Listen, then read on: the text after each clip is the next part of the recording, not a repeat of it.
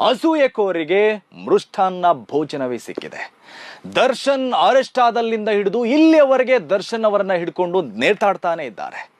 ದರ್ಶನ್ ಜೈಲು ಸೇರಿದ್ರು ಬಿಡದೆ ಈಗ ಬಳ್ಳಾರಿ ಜೈಲಿಗೆ ಶಿಫ್ಟ್ ಆದ ಮೇಲೂ ಇವರ ಕಂಠ ಶೋಷಣೆ ಕಡಿಮೆಯಾಗಿಲ್ಲ. ಈಗಲೂ ಅದರಲ್ಲೇ ನೇತಾಡ್ತಾನೆ ಇದ್ದಾರೆ. ದರ್ಶನ್ ಮೇಲೆ ಇವರ ದ್ವೇಷ ಹಗೆತನ ಎಷ್ಟಿದೆ ಅಂದ್ರೆ, ಒಬ್ಬ ನ್ಯೂಸ್ ಆಂಕರ್ ದರ್ಶನ್ರನ್ನ ಕರೆಯೋದು ಹೈವಾನ ಅಂತ.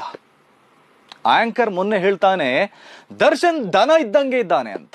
ದನದ ಹೆಸರಲ್ಲಿ ರಾಜಕೀಯ ಮಾಡುವವರಿಗೆ ಮಾರಾಟವಾಗಿರುವ ಆತನಿಗೆ ದರ್ಶನ್ ದನದ ತರ ಕಂಡಿದ್ದಾನೆ. ದರ್ಶನ್ ದನದ ತರನೋ ಮತ್ತೊಂದು ಆದ್ರೆ ಆಂಕರ್ ಕತ್ತೆ ತರಾನೇ ಇದ್ದಾನೆ. ದಿನಾಲೂ ಕತ್ತೆ ತರನೇ ಕರ್ಕಶವಾಗಿ ಕಿರಿಸ್ತಾ ಇರ್ತಾನೆ. ಹಾಗಾಗಿ ಕತ್ತೆಗಿಂತ ಆ ದನವೇ ಎಷ್ಟೋ ವಾಸಿ ಅಂತ ಅನ್ಸುತ್ತೆ.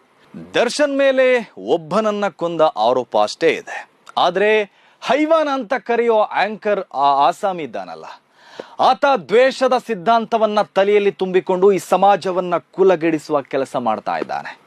ಹೀಗಾಗಿ ದರ್ಶನ್ಗಿಂತ ಆತನೇ ಹೆಚ್ಚು